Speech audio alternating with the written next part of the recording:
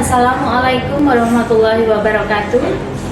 Wabarakatuh. Perkenalkan, nama saya Agni Wulandari, calon guru penggerak angkatan 9 dari SMK Negeri 1 Depok, Sleman.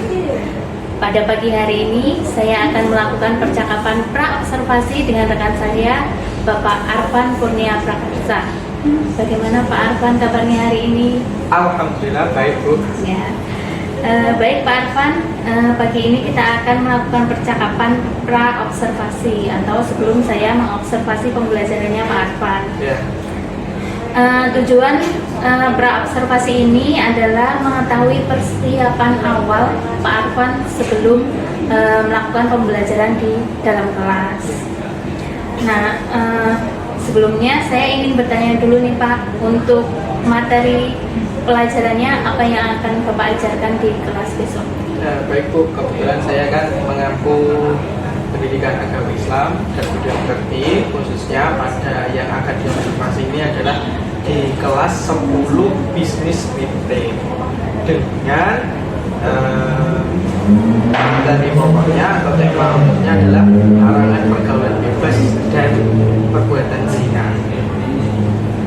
Baik, Bapak mengampu agama Islam akan melakukan pembelajaran di kelas 10 PR, lalu untuk materinya adalah larangan untuk pergaulan bebas dan zina. Untuk tujuan pembelajarannya sendiri apa nih Pak? Untuk tujuan pembelajaran yang pertama adalah menganalisis hukum tajwid, Quran surat Al-Isra ayat 32 dan Quran surat An-Nur ayat 2 tentang larangan pergaulan bebas dan zina. Kemudian yang kedua, ini karena ini satu pertemuan di model ajarnya. Yang kedua adalah membaca Al-Quran, Quran surat Al-Isra ayat 32 dan Quran surat An-Nur ayat 2 serta hadis tentang bahaya pergaulan bebas dan zina. Jadi ada dua tujuan pembelajaran. Yang pertama itu menganalisis tajwidnya.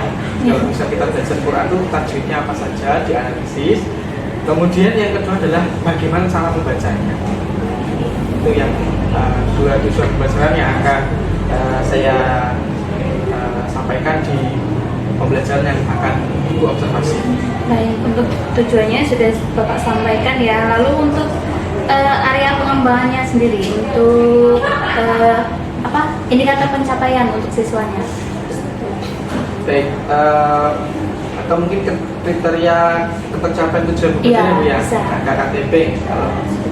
Yang pertama jelas anak itu bisa mengidentifikasi berbagai macam hukum tajwid ya, dari mulai nanti yang pokok-pokok itu seperti hukum tanwin, hukum memati, terus ada bacaan mat, itu yang misalnya yang pokok. Sama nanti yang sebenarnya semua pokok sih, tapi nanti ada yang lebih spesifik lagi, ada yang tingkatnya ekspert kayak hukum roh, nanti ada mat yang misalnya mat lain. Nah itu sudah ada kelanjutannya. Cuman pokoknya anak bisa mengidentifikasi hukum-hukum tajwid yang sering dia temui ketika dia membaca Quran. Terus yang pembelajaran yang kedua, ya anak bisa membaca Al-Quran sesuai dengan hukum tajwid yang dia pahami tadi, terus dengan makhraj huruf yang sesuai dengan semestinya. Makhraj huruf itu kalau dalam bahasa kita artikulasi ya Bu, bagaimana mengucapkan huruf hijaiyah itu sesuai dengan orang Arab mengucapkan. Nah, itu indikator pencapaian tujuan pembelajaran. Baik, untuk model pembelajarannya sendiri, model pembelajaran apa yang akan Bapak gunakan? Di sini nanti saya akan menggunakan model pembelajaran problem based learning. Kemudian pendekatannya adalah pendekatan pembelajaran berbasis berdiferensiasi atau pembelajaran berdiferensiasi. Mengapa saya memilih itu? Ya, ini saya jelaskan sekalian karena yang tidak semua anak itu bisa memahami tajwid hanya dari misalnya video saja atau hanya buku saja. Sementara atau selama ini anak-anak itu kan hanya mempelajari dari buku tajwid. Padahal anak itu kadang kalau sudah disuruh baca ada beberapa gaya belajar anak itu yang aduh Pak baca. Jadi males gitu loh. Nah terus maka saya berinisiatif untuk membuat model pembelajaran atau menerapkan model pembelajaran problem listening dengan pendekatan berbasis berdiferensiasi. Nah di situ nanti saya sudah membuat video yang menjelaskan bahwa ada di ayat ini itu ada hukum bacaan ini. Nah terus saya jelaskan juga apa tahu hukuman mati. Jadi bagi anak yang visual dan auditori, atau mungkin yang auditori ya dia akan mendengarkan penjelasan itu nanti bisa lebih memahami. Yang visual pun ya saya juga menyiapkan buku pelajaran modul yang sudah ada penjelasannya. Ini bacaannya ini kenapa alasannya, terus kalau panjang berapa harokah, nah itu seperti itu. Sangat sudah lengkap sekali dan sudah tertata ya Pak ya, bagus sekali nih. Lalu tadi Pak Arfan kan juga menyampaikan bahwa nanti Bapak akan membuatkan sebuah video. Nah, kira-kira kapan nih Bapak mau membuat videonya, action untuk membuat video? Sebenarnya sudah saya buat. Karena sudah ini berbasis apa ya Bu? Saya pengalaman masa lalu ya. Jadi ketika belajar tajwid itu banyak yang kalau kan ada buku, ada aplikasi Bu. Nah, aplikasi di HP itu kadang anak tuh kalau udah selesai membaca Quran selesai aplikasinya dihapus gitu kan. Nah saya kan menggemaskan nih bagaimana saya buat media yang anak itu nggak hapus tapi kita juga bisa akses. Maka saya buat video upload di YouTube. Sewaktu-waktu anak itu butuh ya, untuk mempelajari lagi, nah itu bisa menghubungi YouTube saya. Nah itu jadi sudah kemarin alhamdulillah sudah saya buat, saya unggah. Nanti anak tinggal bisa mengaksesnya bagi yang memang gaya belajarnya itu dengan cara menonton video. Baik, berarti untuk persiapannya sudah hampir 90% nih ya Pak ya, tinggal actionnya saja gitu ya. Oke, baik. Mungkin karena Pak Arfan tinggal action nih, nah nanti untuk masuk di kelas BN-nya itu di hari apa tuh Pak? Ada di hari Rabu. Jadwalnya oke, hari maaf bukan BR Bu kalau ada Bu. Ini hari Kamis, mohon maaf. Hari Kamis. Itu bisnis digital, mohon maaf. Oh, bisnis digital di hari Kamis. Ya, karena kemarin ada perbedaan jadwal kan di semester 2 ini. Iya. Kalau yang BR itu hari Senin, ini ya di hari Kamis. Oh iya. Bisnis digital. Baik, mungkin itu saja, sampai bertemu di hari Kamis saat nanti saya mengobservasi pembelajaran yang Pak Arfan akan lakukan. Baik, begitu saja Pak Arfan, terima kasih untuk hari ini. Demikian percakapan pra-observasi saya, Arni Wulandari. Billahi taufiq wal hidayah. Wassalamualaikum warahmatullahi wabarakatuh. Waalaikumsalam warahmatullahi wabarakatuh. Assalamualaikum warahmatullahi wabarakatuh. Waalaikumsalam warahmatullahi wabarakatuh. Baik, sebelum kita melaksanakan pembelajaran pada pagi hari ini, kita berdoa terlebih dahulu agar apa yang kita lakukan pada hari ini diberikan berkah oleh Allah Subhanahu wa Ta'ala. Silakan ketua kelas untuk memimpin doanya. Mari teman-teman, sebelum memulai pembelajaran pada pagi hari ini, kita berdoa terlebih dahulu. Berdoa mulai. Bismillahirrahmanirrahim. Baik, hari ini apa kabar semuanya? Baik. Ada yang nggak masuk hari ini ya? Ada. Untuk lebih mengetahui secara keseluruhan, Pak Arfan akan presensi terlebih dahulu. Baik, Pak Arfan akan cek kehadirannya. Yang pertama Abiyasa. Aisyah. Arefa. Sakit. Sakit atau izin? Sakit apa? Lo udah dapat suratnya tidak? Ada. Atau suratnya online? Karena modelnya suratnya online. Baik, semoga ya di tahun yang baru, tahun 2024 kita mendapatkan kesuksesan. Amin. Lebih dewasa lagi. Amin. Lebih bertanggung jawab. Amin. Dan insya Allah umur kita selalu diberkahi oleh Allah. Amin. Kalau Pak Arfan tanya, kemarin terakhir di semester 1 kita belajar apa? Terakhir itu sejarah, ya, tentang sejarah. Nah, yaitu teori-teori masuknya Islam di Indonesia, kemudian tokoh-tokoh yang menyebarkan Islam di Indonesia. Ya, kita akan belajar menghindari pergaulan bebas dan zina. Itu biasa ya. Masih berani bakar-bakaran di sini ya. Tahu? Wow sekali ya. Wow. Oke. Tujuan pembelajaran pada hari ini, pertama kalian menganalisis hukum tajwid Al-Quran, yaitu khususnya Quran surat Al-Isra ayat 32 dan Quran surat An-Nur ayat 2 tentang larangan pergaulan bebas dan zina.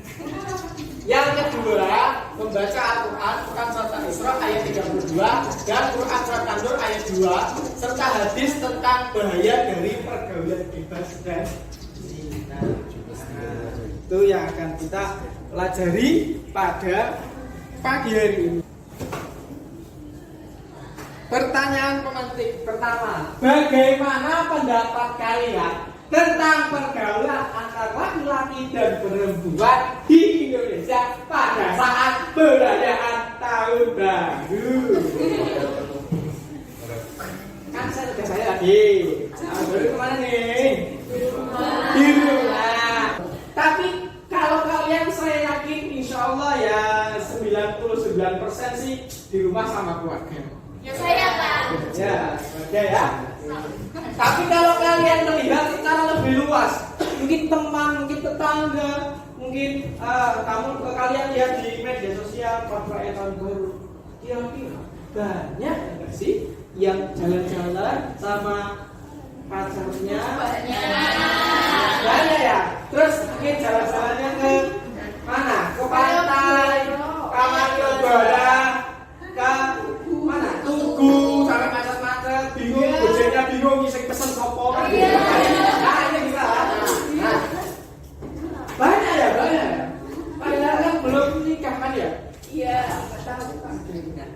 habis itu mampir, ya. Mampir ke mana? Mampir ke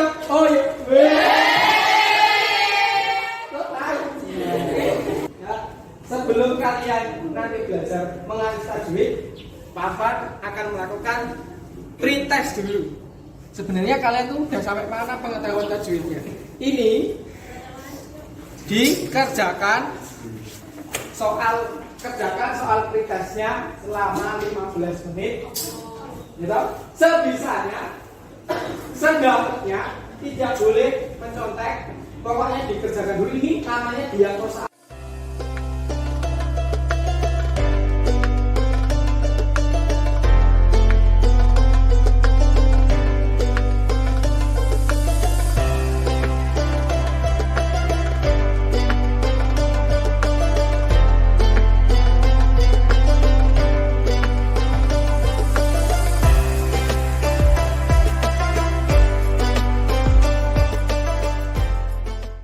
Baik, kita akan nonton video.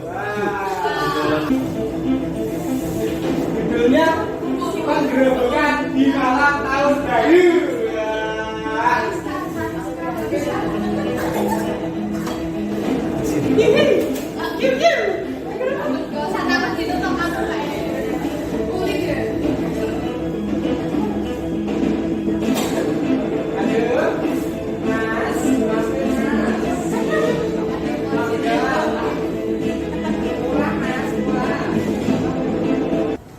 Apa yang bisa kalian komentari? Harum. Apa yang harum? Videonya apa? Perilakunya. Kenapa haram? Karena melakukan sesuai di Islam. Yang sesuai gimana? Jangan pacaran. Jangan pacaran. Nggak boleh ya berduaan laki-laki perempuan di kamar. Nanti bisa ditonton lanjut di rumah. Saya cuma mau ngajarin membaca.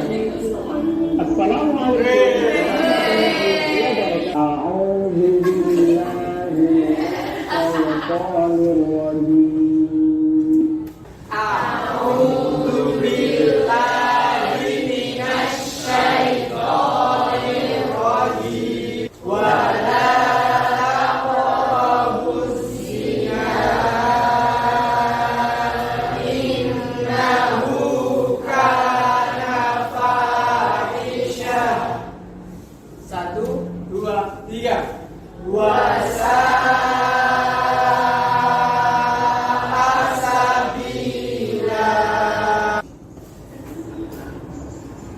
Identifikasi masalah. Apa saja hukum tajwid yang ada dalam Quran surat Al-Isra ayat 32 dan Quran surat An-Nur ayat 2? Ada banyak jelas ya. Tapi apa saja total paragraf itu? Kalau yang Al-Isra itu ada 13. Kalau surat An-Nurnya ada 37. Nah, sekarang tes gaya belajar. Yuk, silakan. Kalian masuk ke link akun Twitter tes gaya belajar. Yang tidak punya kuota, teknik bersama temennya. Peserta didik akan dikelompokkan berdasarkan kecenderungan gaya belajar masing-masing, seperti visual, auditory, dan kinestetik.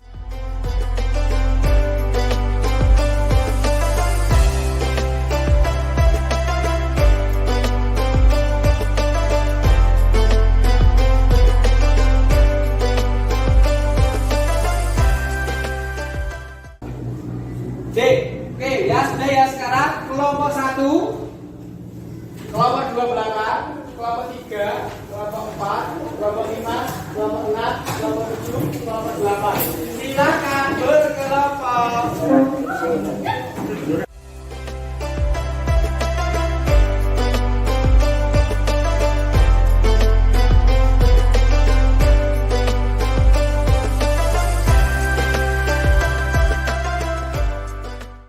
Ini di dalam ini nanti ada berbagai macam sumber belajar. Ada video, ya, ada buku pelajaran, ada buku panduan, ada auditori, ada kinestetik, ada visual. Silahkan nanti dipilih. Bagusnya yang kinestetik buka kinestetik aja, yang visual ya buka visual. Tapi kalau mau nonton yang punya lain ya boleh, silahkan. 30 menit dibacakan mulai dari sekarang.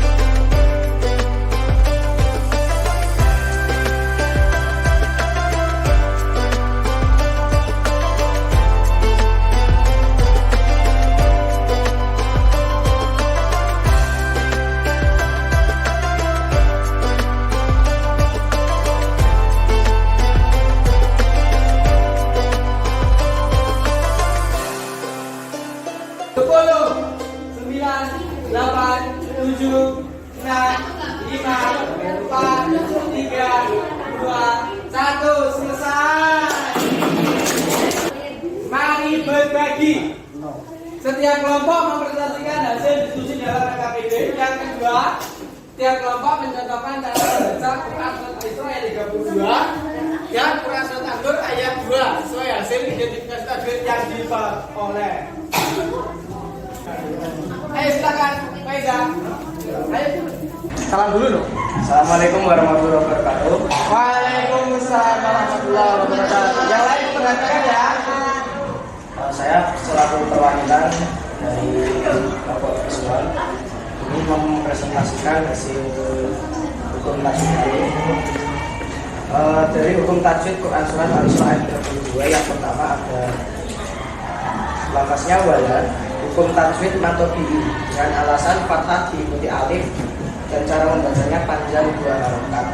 Yang kedua ada tokro. Hukum tajwidnya adalah kokola sukro dengan alasan kof sukun di tengah kata dengan cara membacanya dipanjangkan dengan. Lalu ada salah, yaitu dengan hukum tajwid mat wajib mutasil dengan alasan matofi'i ketemu hamzah dan dibaca dengan panjang 4 atau 5 harokat. Baik, ada yang lebih dari itu. Tadi ada berapa yang surat Al-Isra ketemu berapa mas? 8. Berarti masih ada 4 yang belum ketemu.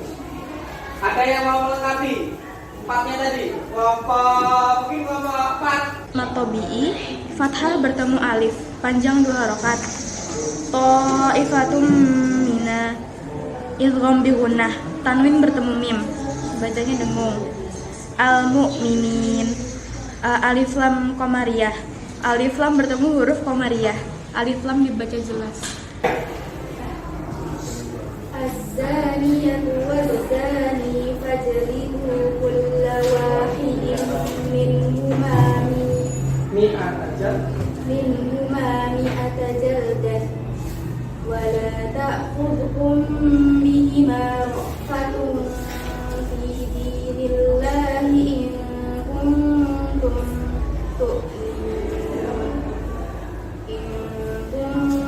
tu'minuna billahi wal yawmil akhir wal yashhad 'adabahuma qa'ifatun minal mu'minin. Baik, untuk yang pertama wala taqrabu, wala matobi taku kolkola subro ro apa hukum ro takin tebal. Kita simpulkan bersama. Ada yang mau menyimpulkan? Baik, saya akan menyimpulkan hukum tajwid dalam Quran Al-Isra ayat 32 ada 13 dan hukum tajwid di surah An-Nur ayat 2 ada 37.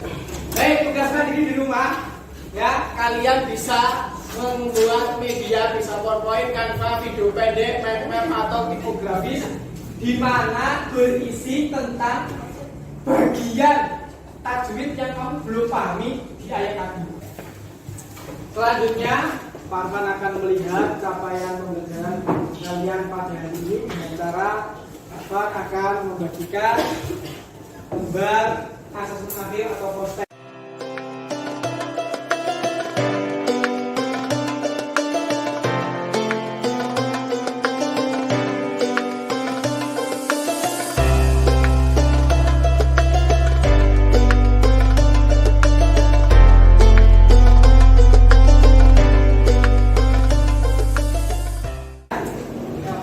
Baik, proses sudah kita selesaikan. Dari papan dulu, kalau misalnya ada yang belum mencapai KKF, di papan akan melakukan lagi ya.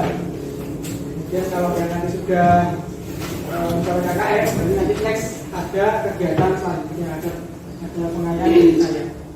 Ya, refleksi pembelajaran dari salah satu kalian yang mau berbicara, coba mungkin siapa ya? Pak, sampai nah. Pembelajaran hari ini sangat menyenangkan, namun memiliki banyak kekurangan di bagian LKPD-nya, soalnya terlalu banyak.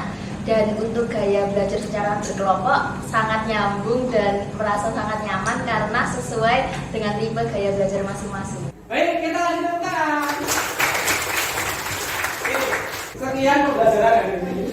Ya, Ada yang ditanyakan tidak? Ya, oke. Pembelajaran yang akan datang, yaitu kita akan lanjutkan mengartikan Quran surat Al-Isra ayat 32 dan Quran surat An-Nur ayat 2.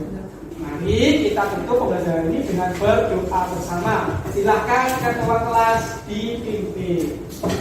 Mari teman-teman, sebelum kita mengakhiri pembelajaran pada siang hari ini, kita berdoa terlebih dahulu.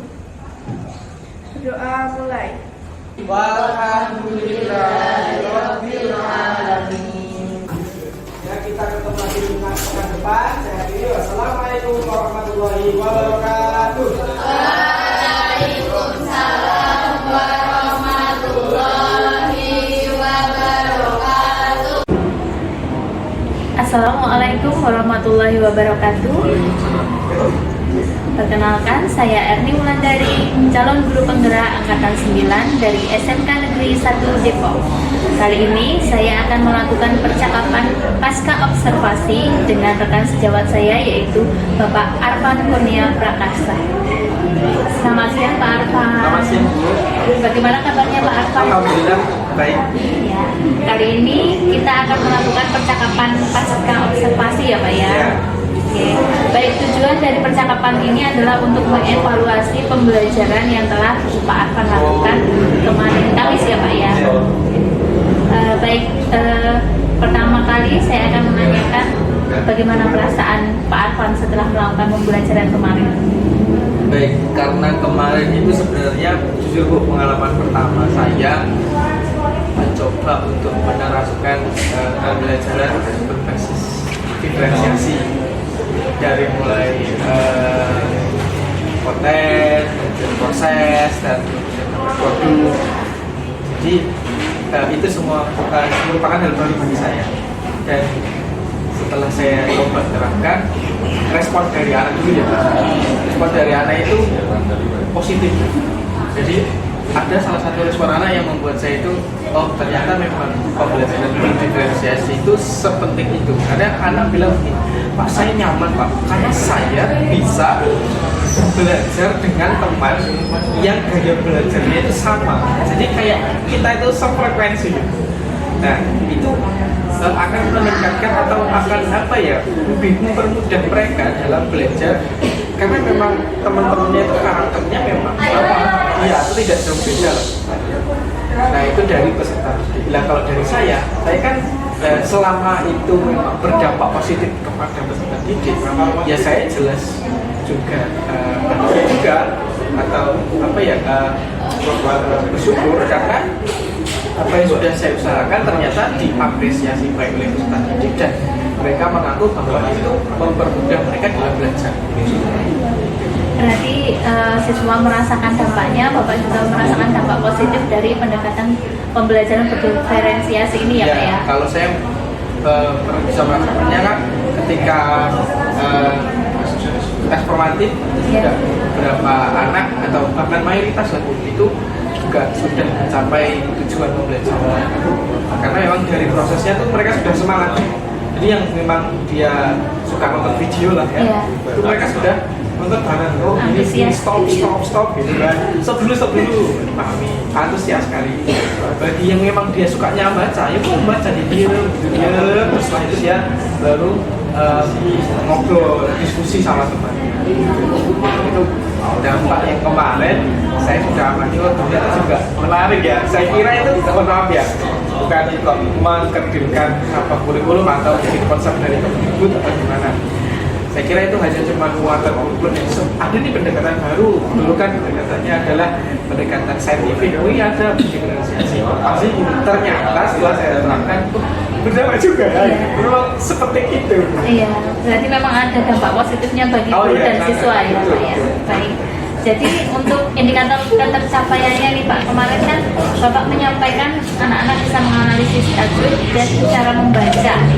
Nah itu apakah sudah tercapai?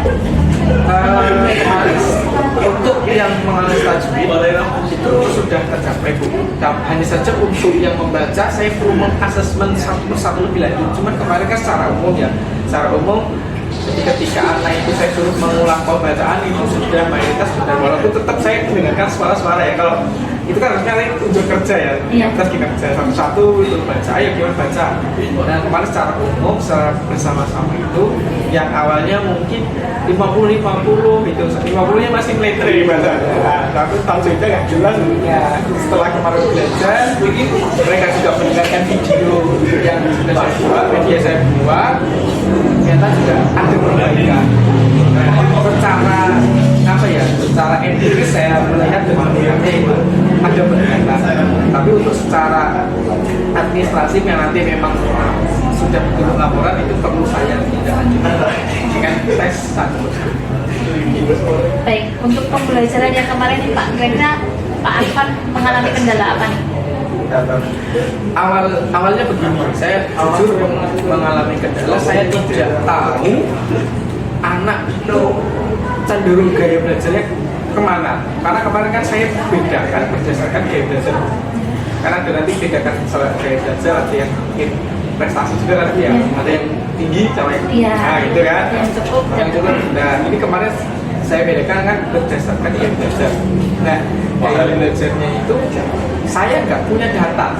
Nah kemarin memang ini PR ya, PR sekolah kita ini secara umum bahwa sebenarnya setiap wali kelas itu sudah punya database gaya belajar anak sehingga semua guru bisa mengaksesnya dan bisa mengetahui anaknya keduluan sehingga ketika akan melakukan pembelajaran berdiferensiasi itu sudah tahu, udah nggak ngetes lagi. Lah kemarin saya juga karena belum tahu ada sih sebenarnya, cuman waktu kan sudah berjalan ya Bu. Lah daripada saya mencari dan itu belum tentu banyak nanti masih buka laptop dan sebagainya, udahlah sekarang buka aja di Akmitan kita tes lagi aja kan dokumen. Itu kendala pertamaku dan itu kan memakan waktu Bang. Nah, sehingga dampaknya kemarin itu pada saat diferensiasi produk, nah itu belum selesai pada saat juga. Jadi saya tidak bisa menampilkan anak misalnya buat video, buat Canva, ada karena memang waktunya terbatas, cuma 3 JPL buat diskusi, buat apalagi sebelumnya tes diagnosis dulu, jadi ya itu kendalanya sih kemarin itu waktu ya.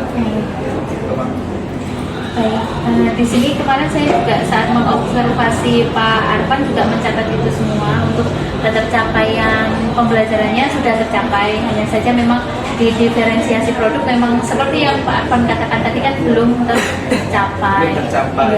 Ya sebenarnya belum ya bahasanya belum terlaksana. Belum terlaksana ya, karena terkendala waktu ya Pak ya.